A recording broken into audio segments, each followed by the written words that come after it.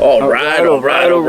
Welcome back. Welcome back. You know what time it is. That's right. Sunday edition of the Fan in the Van podcast. Baby, you. And let me tell you something. One hell of a cigar. That is one big motherfucker. That's right. The Silent 13. Big time Tommy. Old school for life cigar. That's right. I got to meet the man himself Thursday night. Was it Thursday night? Whatever night it was. I think it was Thursday. Yeah. It was. Yep. What a time. What a great guy. Took pictures with everybody. And the best part was that the other actor from friggin' Gravesend showed up. Peter Gaudio. Great guy. Actually follows me now on Instagram. Yeah. So do you feel special? I do feel special. I really do. But not as special as Le'Veon Bell. Yeah, you won't play a snap. I was gonna wait for the end, but because I'm wearing a new Steeler t-shirt, Le'Veon Bell needs to realize this. Given all the talent in the world, right? Fucked up. Bottom line, bro. He was a great running back in Michigan State. Even though he was a second-round draft pick, he's a steal of the second-round draft pick. It's a robbery. Right? But then, he wants more money. Rightfully so. He wants to get paid as a receiver and a running back. Pittsburgh didn't want to pay him more than what they wanted to pay him. So he goes to the Jets, he takes less. So you go to a team with no offensive line, no nothing. Average 3 yards a game. Then they get rid of you. You go to the Chiefs. Then you go to the Chiefs. And the Chiefs made no sense other than just to get a Super Bowl. But it made no sense because they didn't use them. Because with Hilaire Edwards there, when were you ever getting a chance to run the ball? And the answer is zero. Never. That's why that's why he came out and said he doesn't want to play, but and then he gets all butthurt when all these friggin' people on Twitter and Instagram and wherever else, they all, You should do what Juju did, basically. Juju took less money, and he even said it on his own Instagram. He goes, I came back to the Steelers because that's where my home is. Well, see, and the key issue is with Juju, too, is a lot of people saying that there was no multi-year offers for him. There's everywhere. Guess what? You could say, well, Kenny Galladay got a multi-year deal. Right? Yeah, okay. 4 years, 72 mil. Okay, but that's the Giants. The Giants had money to spend. Okay. So what's the big deal? Everybody's saying there was no market for Juju. There was a market for Juju, but the issue is why the market wasn't the way the market should have been. Because everybody knew, A, one, the salary cap, and B, everybody knew Juju made it known when he was on the Yinzers podcast, right? Yeah. He made it known he wanted to play with a great quarterback. Not many of your teams have that. Not many. Okay. No. There's like maybe a handful, maybe 2 handfuls at best. Okay. And I always like a handful, just saying. Shut up. But everybody knew where his loyalty really lied. That's why the market really wasn't there. He wasn't going to go to Baltimore. No, hell no. You wouldn't do that. And the Chiefs could, they could text him pictures of the Lombardi. Guess what? When he walks to Heinz Field every day, and he's walking through the offices of Heinz Field and the UPMC Rooney facility, there's 6 of them there. There'll be a 7th one there at the end of this year. Okay, don't worry about it. Don't worry about it. There'll be a 7th there. Enough with the hate on Juju. We've said it before, so I'm gonna just reiterate. I'm gonna reiterate it and refresh everybody why. You don't like him because he's having fun. You don't like him because he's building a brand outside the NFL. You don't like him because he was expected to immediately jump into the number 1 role after Antonio Brown threw his little bitch fit, and he was supposed to replace Antonio Brown and be selfish. The difference between Antonio Brown as a number 1 receiver and Juju is is not a me player. He's a team player. Which makes the number 1 and Antonio Brown was a me, only me. Yep. It can only be me. Throw it to me. I have to score the touchdowns. I have to. There's no I in team. Yeah, well, there's an M and an E, though. Yeah.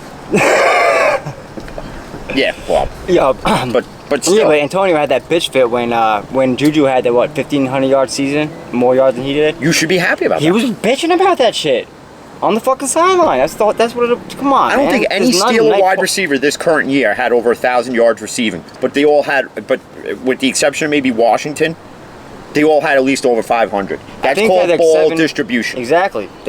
Okay, and for those Claypool had like 8 touchdowns. And for those to say that Ben's arm isn't as healthy as it once was, with this new offense, his arm is only going to be stronger. His arm is going to be able to withstand a 17-game season because you're going to have a run game. You're going to have an offensive line. And when people sit there and say, what offensive line? Dotson played 300-plus snaps. Guess how many sacks? Because I went and looked last night. Yeah, that's right. Big fat fucking goose I knew egg. that already. Haters. I knew that already. All right? And maybe like one quarterback pressure. Okay? Other than that, Dotson was unstoppable on that line with Chuck Okafor. Hey, okay? can't get no better so, than that. So for all those supposed, again, knowledgeable fans that say we shouldn't have let Villanueva go watch all 16 games of last year and see what Villanueva did. And guess Go what? watch all 17 this year Baltimore. See how he does with Lamar. Shit. Villanueva probably won't even friggin' be on the roster after week 6. That's crazy. And they did this stupid thing before we jump into the NHL and MLB and of course the NBA playoffs. They did this thing of the 4 biggest draft redos the Steelers should have ever done, and one of them involves What? Eli Manning? no, What? I don't even want to say his name. Ben? No, it's like more recent, and he plays for Baltimore. Oh, he plays for Baltimore? Yeah, and he's a running back who throws the ball over Lamar everybody. Jackson. Yeah, how the Steelers should have drafted Lamar Jackson in that draft that Why? he was in. No, Why? no, and no. Never, not ever. You could do 1,000,001 redos, and 9 times out of 10, they're not taking Lamar. Actually, not even 9. 10 out of 10, they're not taking Lamar Jackson. That's not Tomlin's forte. Have a running back as a quarterback. You don't want him running around. The Steelers' forte is this: they like Nice to big draft. boy They and like to who has an draft arm. when they in the later rounds, especially. They like to draft the unknowns. They always have. That's what you fought him. Dak Prescott, 5th rounder. Look what he did. Like a case in point: Highsmith, Tom Dotson, Brady. Deontay Johnson, Brady, Mr. Irrelevant. Even though he wasn't drafted by the Steelers, but those are the Exactly. examples of later in the draft. You find those key pieces that weren't Diamonds expected in to the be rough, key I call 'em, pieces. yeah. And have the Steelers drafted big names in the first round? Yeah, a few come to mind. Cam Hayward, Shazier, T.J. Watt. Oh, yeah. I'll even give Terrell Edmonds. Yo, T.J. Watt was... Okay. You guys got lucky with it. Not lucky, but you guys... Big Ben Roethlisberger. Just to name a few. Just saying. Yo, just saying, but on some real shit though, I don't know why the Steelers don't go out and get Le'Veon Bell in the dirt cheap. Him and Harris in the back, dude. Because I don't know if he would want to come back.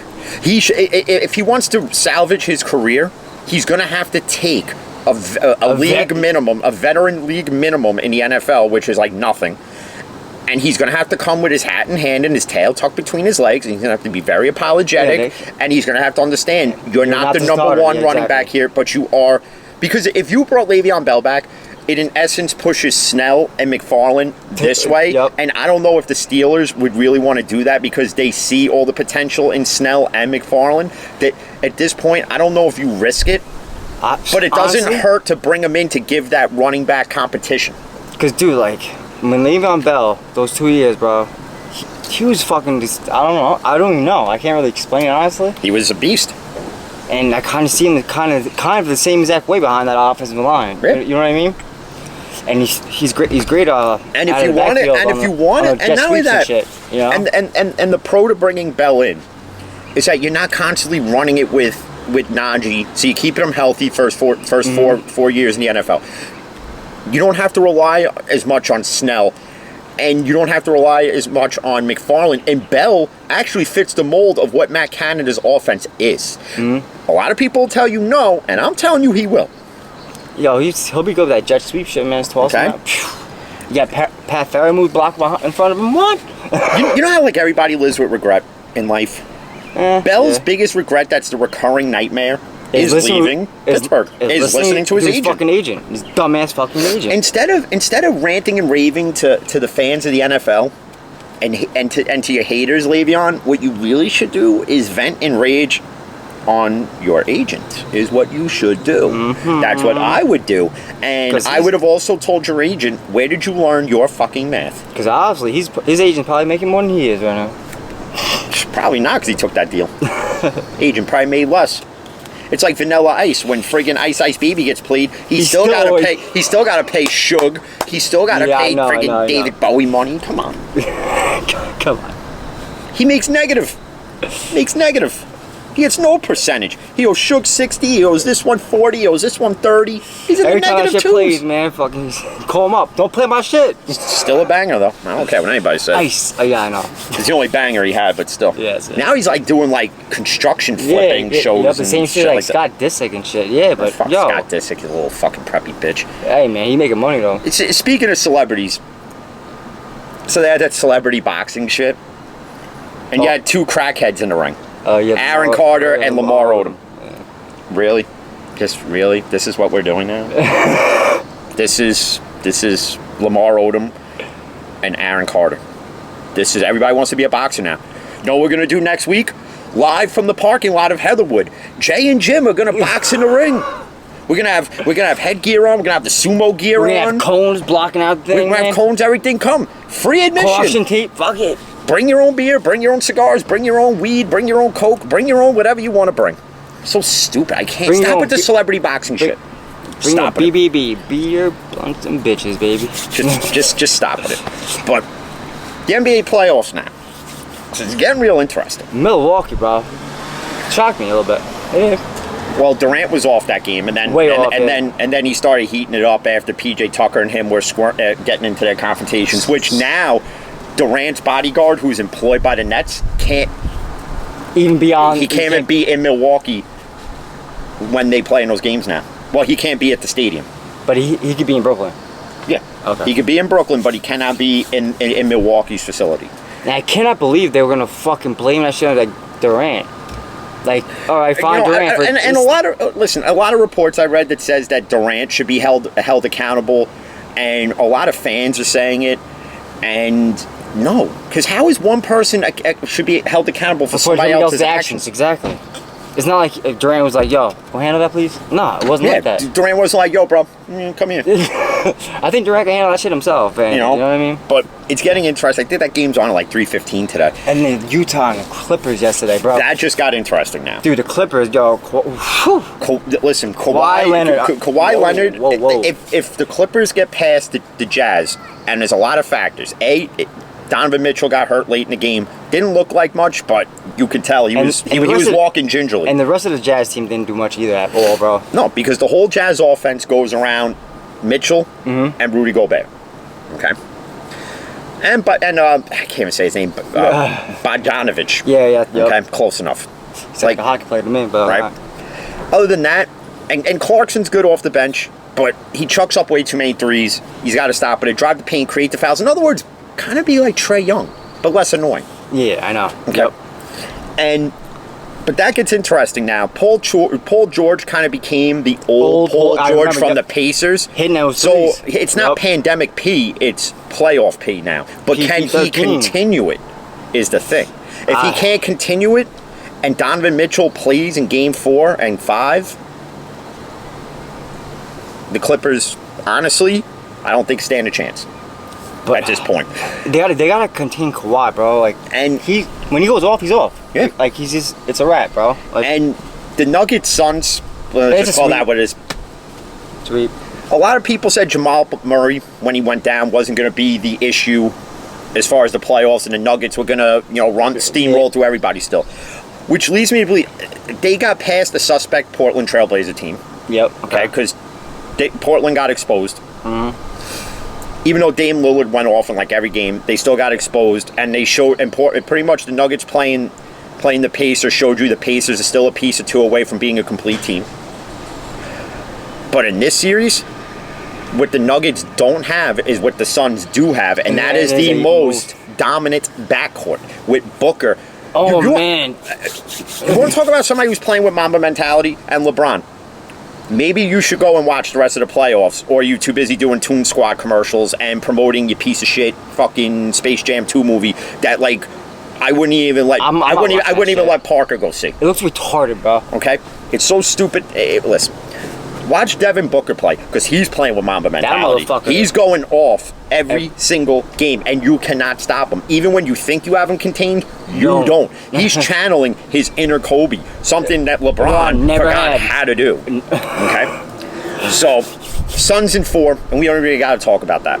Because the Nuggets are playing with no heart, and I was talking to Taco about it, not the dog, the Okay, the guy on the I Daily got you. Sporting I'm for like, you you guy. talking to a dog on a regular, bro? Come on, man. So, and the Nuggets are just playing with no heart.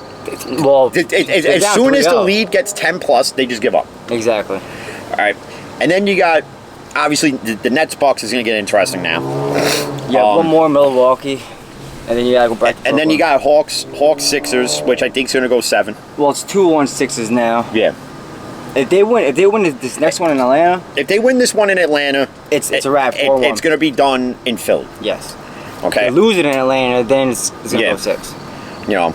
Or possibly 7 actually. You know. I got broads in Atlanta, chasing codeine in Havana. But Oh shit! The Islanders played the Lightning today at 3 p.m. bitches. and that's the other thing. Now you got the Final Four in the NHL. Vegas versus the Canadians. Islanders And versus listen, the Lightning. and I know, bro. I know. It's listen. It's a tough one. I know, This bro. is probably one of the most, I have to say, interesting Final Fours the NHL playoff system has had in maybe some time. Scary. Because you have the rematch from last year. Can the Islanders do the unthinkable and stop Tampa? I think so. And with the way they've been playing, They've been playing fucking like you can't. you gotta you kind of, if you're really thinking Tampa's just going to steamroll through this No, hell Islander no. team, I don't think so. Not the way they've been playing. Fuck no. they're not going to. Is it going to be physical? Is it going to be brutal? It's gonna be just as physical as the Bruins games were, bro. It's going to be that and more. It's going to get very, very, very. It's going to get very chirpy. There's going to be a lot of extracurricular activities going on in this series. I'm Yeah, telling you right definitely. now. And the same to be said with Vegas and Montreal. Montreal plays that hard hitting style, and Carey Price is standing on his head in every game. So, Yeah, you know what? do I see both series going 7? No. No, I think Islanders Tampa. I think goes 6 with the Islanders taking it. I think the Islanders are gonna take it too. And I think Vegas, the Canadians- Montreal I goes think- 7. I think the Canadians gonna take it in 7. Canadians goes to 7 because Vegas plays with that like comeback grit Yeah. attitude that And you can't. And against the Canadians, like when you're behind, come back ain't too fucking easy. No. You know. Especially when they're blowing everybody 4-0, 4-0. You know. yeah, Come on. but now they have to play a real team. Yeah. So now let's see what happens, and then that gives you Islanders Canadians in the Stanley Cup if it goes that way, and Man. you almost have to say now, and somebody on Twitter, I forget who she was, but she goes, Ranger fans that are supporting Islander fans, we don't claim them. If I remembered your name, I would call you out on it, but I'll call you out anyway on it. Shut the fuck up. Okay? Because you make no sense.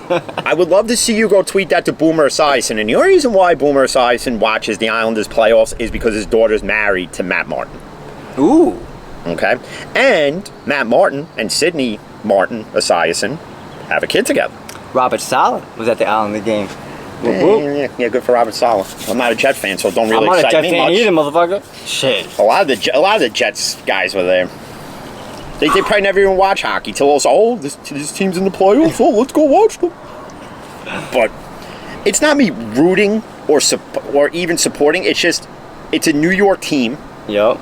So you rather see a New York team win that you in essence have to put the rivalry To the aside. because it's not the regular season no more. 'Cause You know, it's not, you know. I'm not sitting here saying like, okay, let's say Boston beat the Islanders. I wouldn't be sitting there rooting for Boston. Fuck no. No, I'll be- I wouldn't even be watching the hockey playoffs at this point. Okay? New York media, you should thank the Islanders for even still being in the playoffs because it gives you something to talk about other than, oh, let's make up this and let's make up that and let's talk about Garrett Cole supposedly cheating and let's talk Oh, about God, this, that, and the shit. third. I want to hear that crap anymore. Which, the Yankees, Y'all gotta do fucking something, man. You know what's- Seriously, it's fucking driving me nuts. I'm doing more bashing on the Yankees than they're doing at the plate. Like DJ just struck out and went home early. How do you come back yesterday, you tie this game up, and then you go into extra innings. And this is why, again, nobody likes this runner on second shit. Nobody, and the Yankees didn't take advantage of it because you had, what was it, Torres at second, Yep. and whoever was up, and you don't bunt the guy over. But That's the first thing you do. But what did the Phillies do? They bunt the Not guy only did third. they bunt the guy over, the guy who bunts the ball is safe. And then round and round we go. Chapman blows another game. Yep. Drop ball to Gio, and Gio couldn't get it. And I think, listen, Chapman. Chapman started off lights out. He was pure and fuego, right? But we all knew at some point there would be this rough patch that Chapman's going to go through. 2 years ago, And- that pissed me the fuck off, and- man. Two-run bombs. I would be accepting of the rough patch if we were in first place and winning the way we're used to the Yankees winning, but we're not. We can't we're afford this barely shit right now. we're barely winning, and when we are winning, we find new ways to lose. We have 13 hits on And- 3-4 runs. And That's it pathetic. leads me to believe, because everybody that wants to do sports podcasts, everybody who's in sports media, everybody does sports radio talk shows from ESPN to WFAN to whatever fan, okay? You all sit here and you're talking about Boone and Cashman need to be held accountable. You know who else needs to be held accountable? The pitching coach in Harkey. Oh, yeah. The hitting coach in Marcus Thames. Phil Nevin. Carlos Mendoza. The first base coach. Every fucking The whole organization as a whole, all the way up to the Steinbrenners, need to be Exactly. held accountable. Exactly. Because when you had certain free agents out there last year, you didn't open up the checkbook once. Then you made the trade for Odor. Okay. Yep. Then you bring back Zach Britton and you designated for assignment Mike Ford. Which a lot of Yankees fans, I was surprised, was sad to see that happen. You know who you should designate for assignment? And I don't care that he hit 2 3-run bombs in 2 straight games. Stanton! Get rid of Stanton! I don't give it. I can't, Okay. man. And for those who Home want run to is keep... struck out. And listen, I've been a proponent of bashing Sanchez when he hasn't played up to his level. But Sanchez has slightly improved. If you look at his numbers, No, they have. he got rid of that ridiculous leg kick at the plate. And I think that's part of it. Yeah. He's starting to hit like the Sanchez of old. Uh-huh. But you will never see him catch Garrett Cole. Ever. And they asked, I think it was on Carton and Roberts, they asked Aaron Boone about it, and I forget what he said, but if memory serves me correct, I believe he said you will see it happen this season, because there will come a time where there'll be no choice but to do it. If he's hitting, if he keeps on the streak, you're right. Unless you're going to DH his ass, but Stan's going to be the DH And- unless you get rid of his ass. Or whatever. And a lot of people are saying when the trade deadline comes up, which is slowly creeping up, that the Yankees need to be sellers, not buyers. Excuse me? Wrong. The Yankees will never, ever, ever, ever, ever, ever, ever, ever, ever, ever, ever be sellers. They will never be. They will always be buyers because that's the Yankee mentality. And Hal Steinbrenner, wake up. You're a rich little boy. Where we fucked up, honestly, bro, Okay. was not bringing Didi back. Oh yeah. That's where we fucked up at shortstop. Yeah. That's where And we fucked up. and your other and there's listen, trading for Stanton at the time, it made all the sense in the world because you literally gave up nothing. Yeah. But we he didn't expect to get this Stanton. Like, we didn't Okay. get to stand in Miami. No, we didn't. Okay. We did not. Maybe get you that. should change your name back to Michael Stanton, and then maybe we'll get that Michael Stanton back. Mike Okay, Stanton, I okay, remember. Giancarlo Michael Stanton. Just use your middle name, not your first name, and let's just fucking move on with it. Okay. Fuck Christ. Yeah. And then you got Severino pitches in a rehab game, and now it's a groin injury. Yep. And groin injuries aren't. So easy. now, that's another setback. Yep. So now, what do you do with the pitching rotation? If you're gonna tell me you're putting Michael King out there for Again? every fifth start as a spot starter to then just drain the bullpen, You're it's gonna throw him not out, so. gonna work. And you could give me this. Well, he had the immaculate inning. The immaculate Okay. inning. How about this?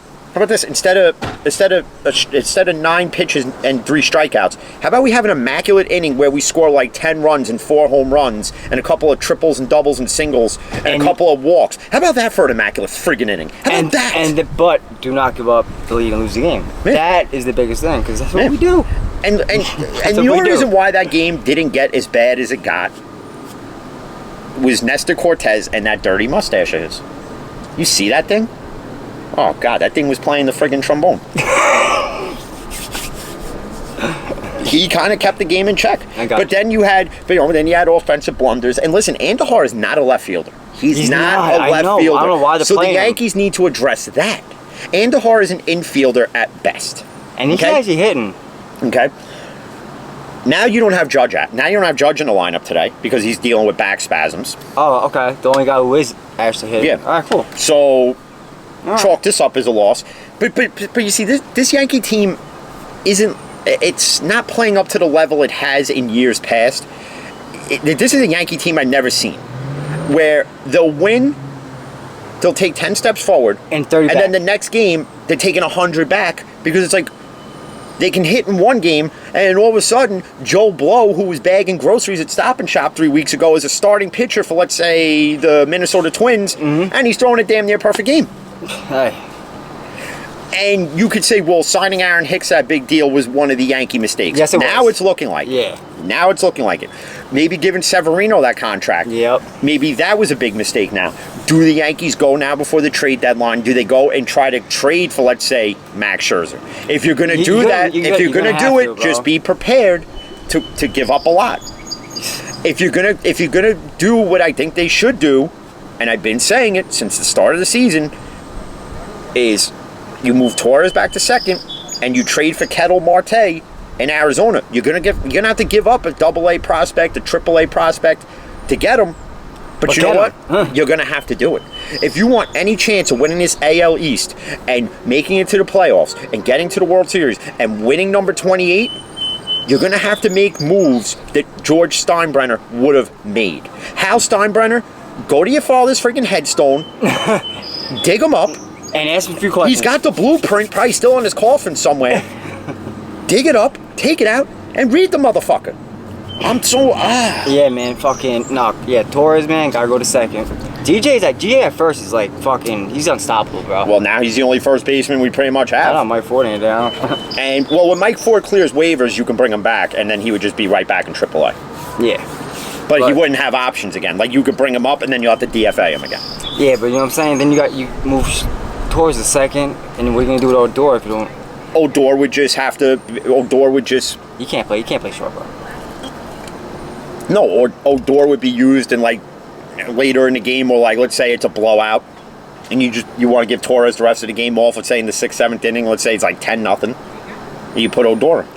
Fucking Torres, man. I would have him out in the fucking shortstop. I'd be hitting him hard ass ground balls all week long. He just, you could, and everybody could say, he came up as a shortstop in the Cubs organization, and this, that, and the third. What, the Cubs Little League? Minor league affiliate? Because he's not a shortstop to me. He's not playing like and he's one. not hitting the way we were prone to seeing him hit. Especially when he first came into the Yankees, he's not. And Frazier's not hitting the way Frazier should be hitting after last year. We expected Frazier to take 10 steps forward. He took 20 back. Yeah, and he's diving for balls you don't have to dive for, man. Yeah. Clint, you don't have to dive for that. Don't worry about it. It's foul ball. You don't have to dive. It's already in the stance. Don't mind him. He's still diving. All right. Yeah, I guess. Maybe Clint Frazier's profession shouldn't be baseball. Maybe you should be a diver for the USA Olympic team, because all you do is dive. Unnecessarily. Yeah, he takes more dives than friggin' Ben Askren did against friggin' Jake Paul, or whoever the hell he boxed. Was it Jake Paul? Who knows? I really don't even care. Oh man. And then you had UFC last night. What was it? Usman versus fucking. Well, Usman won by decision. Oh, by decision? Yep, that went the full 5. Yep, that went the full 5. And then you had Nate Diaz versus Leon Edwards. Nate won that one? Nope. Oh, he got beat? Yeah, well, he hasn't That went to decision. Oh, it did, but he hasn't fought in a while, but Nate Diaz started coming back late, and listen, he hasn't fought in a year and a half, I think. I don't think you'll see him fight for another year and a half. I think he'll take another year and a half off, but hey, you can when you get a nice big brother? payday. I love his brother Nick, man. Nick was there last night. Was he? Yeah. Yo, he talked a lot of shit. He talked a lot of shit to his opponents, bro. He's funny though. Nick was in the crowd. I like Diaz brothers. And what annoys me with UFC, and we've talked about it a bit, is again, why does Stipe get the winner of Ngannou versus friggin' Derek Lewis? You had your fight with Ngannou, you lost. Back to the line. I know. Somebody else has got to be next after it. John Jones has got to fight. Yo, well, John Jones to me has got to fight 1 or 2 at heavyweight. He's got to fight 1 or 2 at heavyweight before he gets a title shot. You should fight Stipe and win Stipe. Well, they should have that on the same card. Yep. You should fight Derek Lewis first, then Stipe, And then winner of that should go fight. Well, no, Ngannou. what you would have is you would have Stipe versus John Jones, and you would have Lewis versus Ngannou. Whoever the champion, whoever wins Ngannou-Lewis fights the winner Will of, be Ngannou. of Stipe versus Jones, which will be Jones. Yeah, Jones gonna beat Stipe easily, bro. And yeah, I don't even know why they have a ranking system then. I don't even know why. You know what, Dana White? Why don't you just take that and throw it in the shitter? Yeah, I know, because Take that. They don't go by it at all. What UFC should do, and what MLB should do, and what the NFL should do, and to a degree what the NHL should do, you should take your ranking system, your replay system, And take throw it in the and throw it fucking all in dumpster. the same garbage, because that's what it is. It's It all don't freaking fucking garbage. work. It don't fucking work. You have a ranking system that you don't follow. So, what you mean to tell me is a guy like Iman Sterling, who was ranked number 1 in what is like the bantamweight division, Yep, whatever it is. yep. Okay. He doesn't get a title shot, but number 3 does. He didn't get the title shot, but Peter Yan got to fight. I forget who it was, but it was 3 versus 6 for the bantamweight title instead of number 1 versus three. number 3. Why 3-6? So what you had to, so in essence, what you did was you just prolonged the inevitable of Sterling winning it anyway. So you put it on Yan, just to have Yan lose it to Sterling. Well, I shouldn't say put it on Yan. This isn't WWE where they handpick. Okay, well, you know what, Roman Reigns, you're going to be the champion, and then you're going to take Rey Mysterio's son and powerbomb him into the friggin' atmosphere. Oh my! You see that he picked on SmackDown because I only watched the highlights of it. So Dominic Mysterio, Rey Mysterio's son's in wrestling now. So he comes out, he starts kendo sticking the shit out of Roman Reigns, and all of a sudden Roman Reigns just doesn't sell it anymore. So he just freaking takes the kendo stick, he fucking throws it, and he starts beating the shit out of Dominic Mysterio. He takes him up and he power bombs. Dominic Mysterio's like shitting his pants. He's like, no. And all of a sudden Roman just took him like how I take the garbage in the morning and just went boom over the ropes and onto the friggin' floor. Not even on the table? And that padding is maybe that thick. So that was like a... Yeah, that probably knocked the wind out of him. It was like that. And then Rey Mysterio came out, all 4'3" of them. And then he starts friggin' wailing on Roman Reigns. But it's going to be interesting when the sale of WWE happens, because they're releasing more and more wrestlers by the minute. And a lot of big names, too. It's such a... And then what's funny is that because now you have SummerSlam coming up. So you're releasing all these guys, but you want to bring The Rock back. And I don't know in what capacity you're bringing The Rock back in. I don't think The Rock's going to... If you're bringing The Rock back in to like host SummerSlam, okay, that's fine. And listen, not gonna wrestle. And listen, The Rock is in phenomenal shape that if you asked him to wrestle a match, it has to be the match. And the match is at WrestleMania, and the match is against his relative, who I just mentioned, Roman Reigns. Yep. And the money's got to be right. Oh, well, the money will always be right. I'm just saying, the money will be right with The Rock. And it ain't like The Rock needs Vince McMahon's money exactly. to He's do making it. more money acting anyway, so. And what's funny is that because we always talk football, let's talk WWE and wrestling for a little bit. So, because somebody asked me the other day why I think Vince McMahon's selling WWE. Because Vince McMahon's outdated. He's like expired milk. Basically, yeah. He has no clue on anything what to do anymore. And what's funny is that you have all these storylines. I seen them 20 years ago. Just different names, different faces, and horrible talent doing it. I think he's going senile, honestly. Well, now he's just out of date. He has no creative intellect anymore like he doesn't did. have it. Yeah. So like in the late 90s, early 2000s, like when WCW was running wild because you had the NWO and they were bringing everybody in. They even had Bret Hart in, which was I remember all that. Which was the worst move on Bret Hart's part, because they literally took the biggest name in pro wrestling and literally just did nothing with it. Mm-hmm. That's like what WWE's been doing ever since they bought out WCW. And ever since they bring in these guys from the indies, like a guy like Ricochet, right? One of the most amazing talented wrestlers you'd see in the ring, and he's a mid-carder. You have guys who have stuck it out in WWE because they don't want to go anywhere else. They're content where they are. Yeah. But yet you have a guy like Bobby Lashley who, that's the other thing that they're trying to eye, is the return of Brock Lesnar, to finally have two guys in their 40s wrestle each other. This is, listen, I get it's the dream match because you have two guys that have both wrestled, both have been in MMA. Okay. Yeah. Okay? But MMA is no factor into this. But this is 10 years too late. This is almost as bad as when they've been when WCW went under, and then Sting was a free agent for a while, and they were trying to get Undertaker versus Sting for the longest time. But Sting would never go to WWE because this was the time. Undertaker would have won that one. Because this is at the time where WWE was, you know, everybody running around with the titties flopping everywhere and all the titties and all the, you know, all the risque storylines and whatnot. And Sting is like a Bible banger apparently. So that was never going to happen then. And then when Sting came to WWE finally, right, and he wrestled Triple H at WrestleMania, he had DX versus NWO, and the whole nostalgic moment. Oh, we never thought we'd see this. And thank God they only did that once, okay? Because you can only do it once, and you can only do it at WrestleMania. WrestleMania is the one pay-per-view where you can get away with certain things because it has a nostalgic moment. But to do it all the time is just ridiculous. And I think it's ridiculous to have now Brock Lesnar versus Bobby Lashley. No, I think it's... I think. Okay? Like, over in AEW, like, AEW pretty much is showing WWE how it should be done. Because it's a company ran by wrestlers who know what the fans want. So guess what they're giving them? What they want. Okay, granted, I don't think the fans want a guy like Kenny Omega, who's not only the AEW champion, but he's the Impact champion, and they're doing this cross-brand thing with each other, which is something that you would have never thought you'd ever see, but it's happening. That it even involves New Japan Pro Wrestling, right? To a degree. WWE, if they had done that, AEW would not exist. Impact would be out of business again. That makes sense. Okay? But because Vince McMahon doesn't have the foresight to see it, this is why they're now selling for $2 to $4 billion.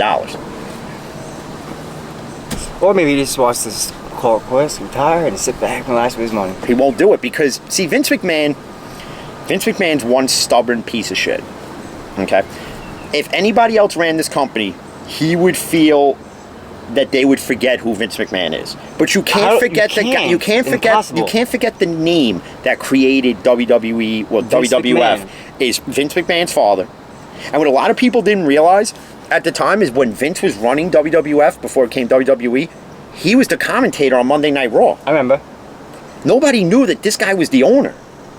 And then when he was in the ring with Stone Cold in the Garden, when Austin stuns him, nobody realizes he just stunned the owner of WWF. Well, I didn't know he was the owner at the time. My dad watched wrestling, and he told me that he's the one who was like, yeah. Nobody knew it, and it's just like, and then that's what saved WWE.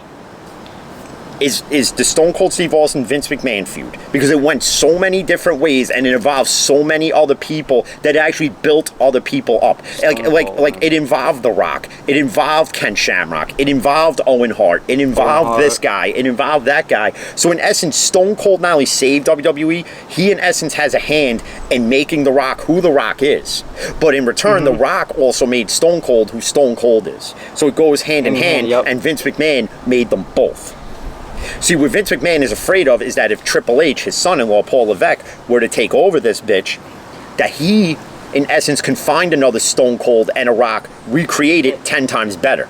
Oh, yeah, and show him up, basically. And show him up, and that's why Vince McMahon, until Vince McMahon dies, Triple H is just going to be the guy who will be known as The Game, Stephanie McMahon's husband. Yep, I was about to ask. And like a 14-time world champion. Yeah. And a guy who, in essence, many wrestling fans feel that he married into his legendary status.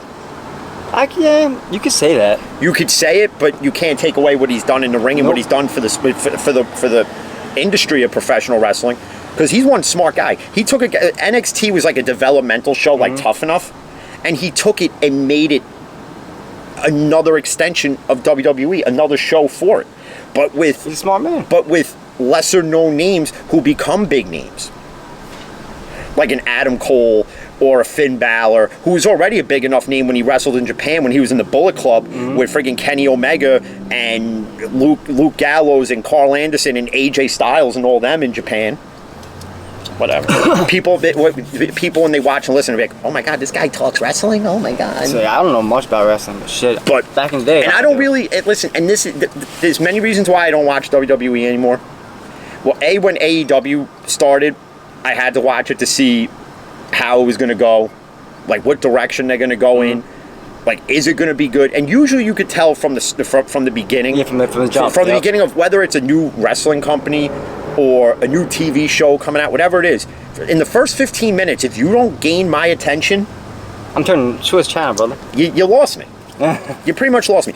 Like take case in point, The Sopranos. When The Sopranos came out, what nobody realized with The Sopranos, right, is that The Sopranos is based on true story. Is based on a real Jersey crime mob. Exactly. The Del Cavatante family. I can't really say it, but it's based on the sixth family, you can call it, but it's in Jersey. And while this show's going on, they're flying under the radar. But then all of a sudden the FBI is like, oh, there's this show called The Sopranos, and there's a lot of this going on in Jersey that we really didn't pay attention to. That in essence, the Sopranos show in a way kind of buried them. Yep. In a way, yep. But but it shows like that. Even shows like Oz. That show was just that show at that time. Oz was one hell of a show that I think was before its time. But everybody, freaking literally everybody be like, yo, what are you doing tonight? I'm like, yo, I can't do nothing until I watch a new episode of Oz. They broke all the boundaries. But you know what, though? That's based on what really happens in jail. You have guys literally fighting for their lives every day. Exactly. You have guys taking other guys' anal virginities. You have guys hooking up in the shower. You have guys breaking broomsticks over their leg and shoving them up their a-holes. Yes, they do. Yeah, you literally have guards being paid off so you can literally go into solitary confinement and torture motherfucker. Exactly. Because there was that one where they cut the one guy's friggin' dick off, shoved it in his mouth, and set him on fire. Yep. That's fucked up. That is fucked up. Yeah, you know what though? Johnny Post deserved that shit. He was that fucking rapist dude? No. What? No, there's so many different characters in it. He was the guy. What did he do? It involved something with the Italians. And obviously cutting his dick off and shoving it down his throat. Oh no, that's not what it was. Johnny Post killed Dino Ortolani, who was a connected guy. Yeah. So then the mob killed Johnny Post. Like I got you. Because they were broken into factions. So you had all your black guys is one group. Then you had the Muslims. And then you had the Italians. Then you had the Aryan Brotherhood, which when Tobias Beecher's character comes in, he's one scared little bitch, and Schillinger made him his bitch. He like tattoos a swastika on his ass with a pen and everything like that. Yo, you don't fuck with those dudes, man. He freaking calls him his Prague and like lets everybody run train on him. Walked around with a leash on his ass. Could you imagine though? And people like, though this is supposed to be a sports podcast, you know, because we talk so much sports that once in a while we can get off the topic. So imagine a show like Oz being on TV on HBO now. Oh, this is offensive. Oh, we can't watch this. This needs to be canceled. Are you freaking kidding me? This is why I hate the world we live in. Because a show like Oz, is it graphic? Is it violent? But guess what? This is the world we live in and have lived in since before we were even born. Either you watch it on TV, you go walk out your fucking front door and see the same shit. Yeah. I'm not even kidding. It's fucking insane. Well, I'm not walking out the door seeing somebody getting a broomstick up their ass, but... Well, I would hope not. That'd be some fucked up shit to see, but... I'd probably record it, though. I'd be like, yo, this motherfucker got a broom up his ass. Oh, shit, he's profusely bleeding out his asshole. Nah. Jesus. That looks rough. You got a splinter in there. You might want to get that.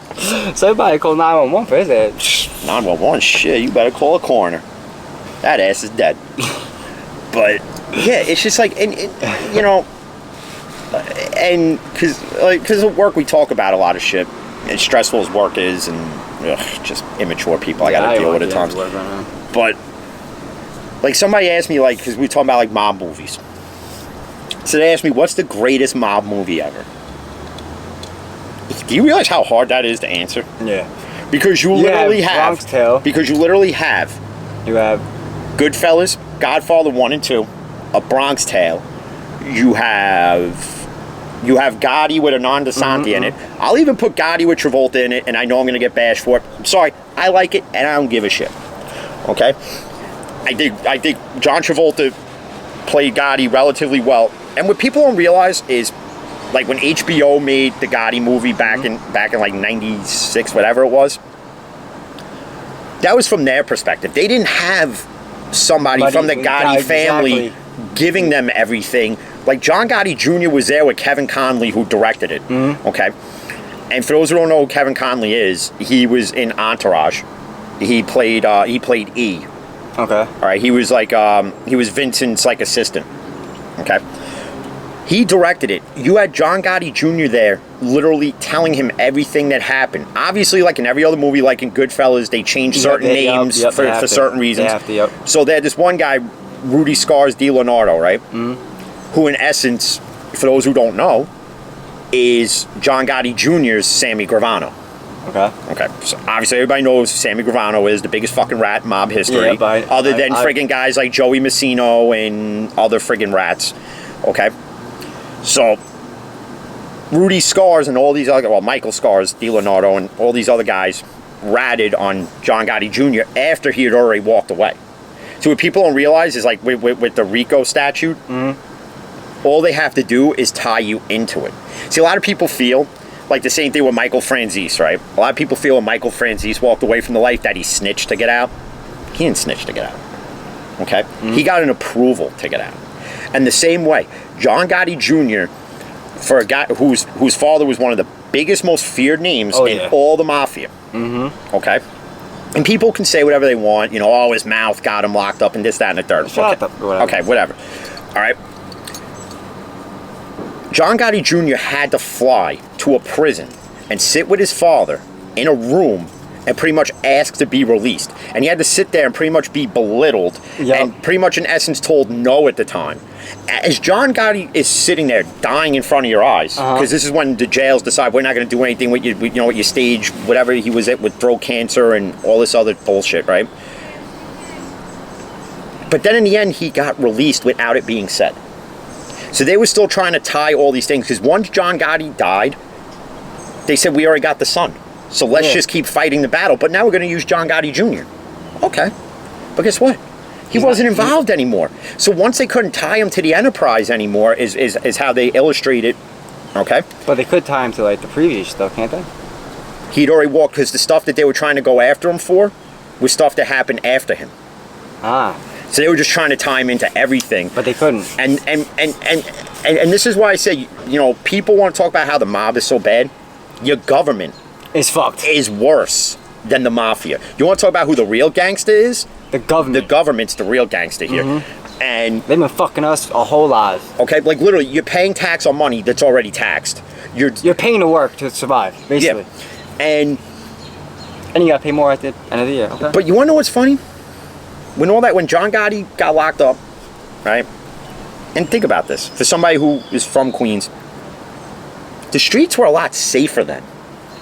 No, they were. Like you paint these mobsters, right? Like they painted Gotti out to be like this vicious killer, but Gotti didn't just go and kill some random guy on the street. He killed all the mobsters. He killed people within the mafia that were his enemies. And so did other mafia members. Well, not like the Bat Street crew where they were literally killing everybody and their mother because, whatever. Because shorts, tank top, they didn't give a fuck. Because at that point, because like after your real gangsters like John Gotti and Lucky Luciano. Yep.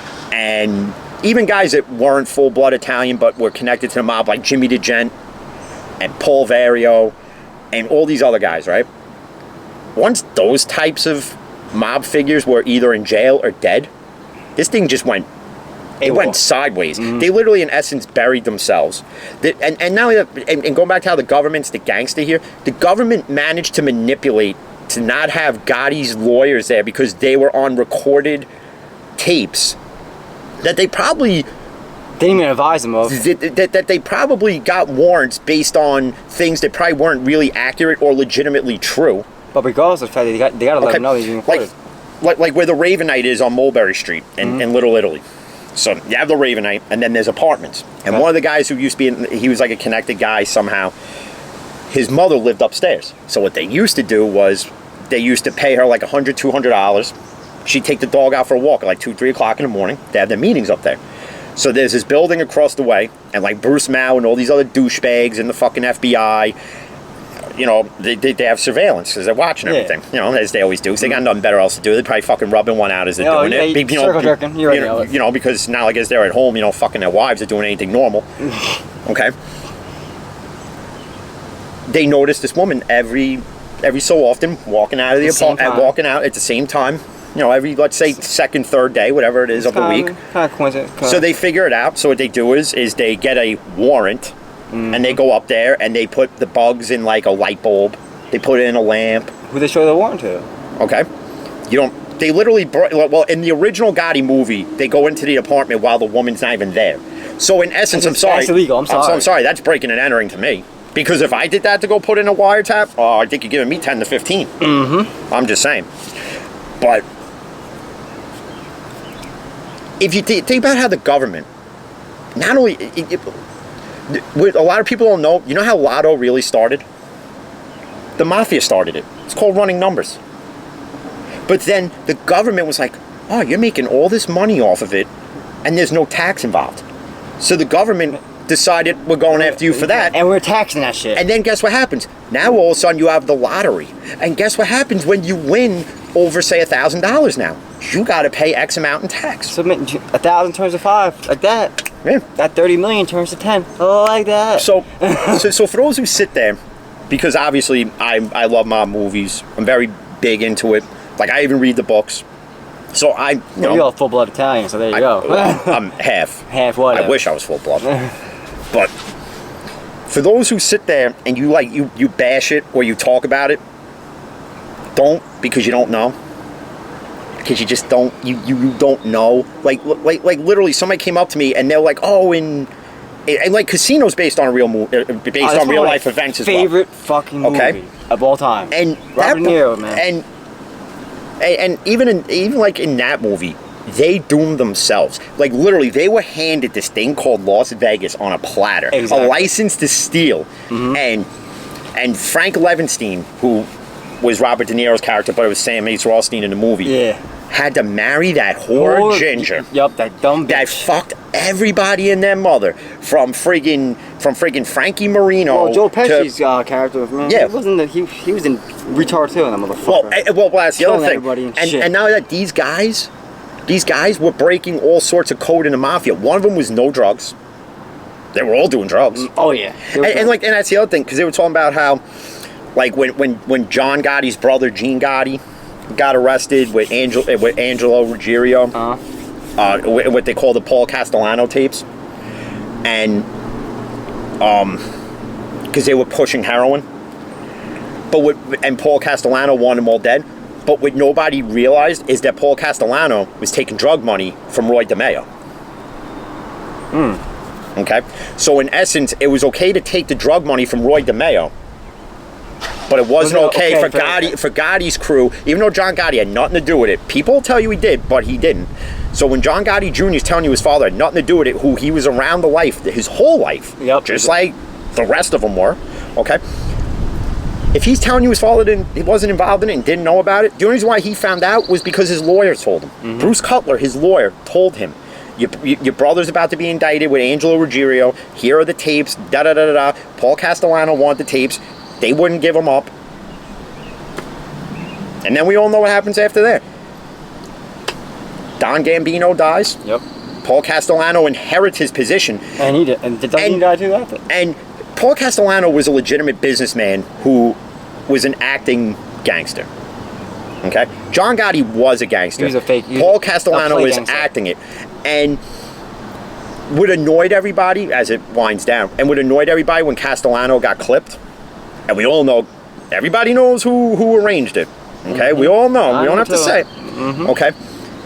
A lot of people like Vincent the Chin Gigante, who, like, played friggin' crazy, but he would walk the streets with a robe on, so, like, people wouldn't think that he was really who he was. Yep. It was the insanity defense. Like, if he were ever to get indicted, he could say, look at me, I'm insane. I walk around in 90-degree weather with a robe on. Hey, you know what? That makes a lot of sense to me. Not a bad move. Not fucking I mean, I think you would have got away with it better if you put peanut butter in your ass crack and went to the judge and just did one of these. But whatever.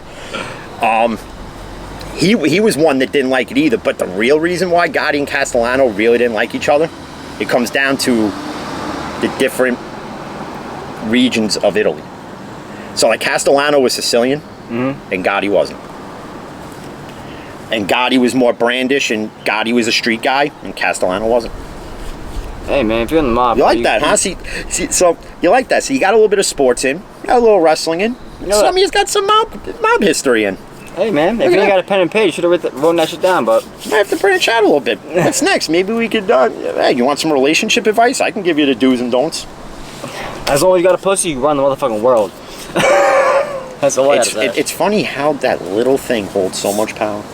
Nah, believe It really or not, is. bro. It is crazy, bro. But as it winds down, though, we're gonna go upload the video. We're gonna upload the audio. We're gonna go enjoy playoffs and Islanders at 3 o'clock after the Yankees. we'll watch the Yankees till 3, and then we're gonna have Nets Bucks, Islanders Bruins.